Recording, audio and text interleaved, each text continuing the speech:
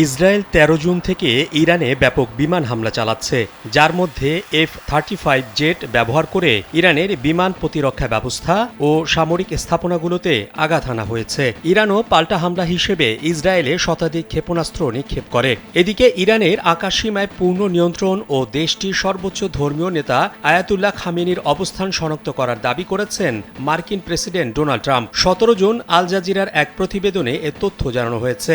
সামাজিক যোগাযোগ মাধ্যম ট্রুথ সোশ্যালে এক পোস্টে তিনি কথা বলেন। প্রতিবেদনে বলা হয়েছে, খামেনি কোথায় লুকিয়ে রয়েছেন তা শনাক্ত করার দাবি করেছেন ট্রাম্প। তিনি লিখেছেন, খামেনি একটি সহজ লক্ষ্যবস্তু, কিন্তু আমরা তাকে হত্যা করছি না, অন্তত এখন নয়।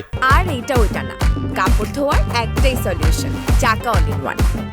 পোস্টে তিনি আরও উল্লেখ করেন, আমরা চাই না ক্ষেপণাস্ত্র দিয়ে বেসামরিক নাগরিক বা আমেরিকান সৈনিকদের উপর হামলা হোক। এদিকে ইরানের সেনাবাহিনী গত ২৪ ঘণ্টায় ২৮টি শত্রু বিমান শনাক্ত ও প্রতিহত করার দাবি করেছে।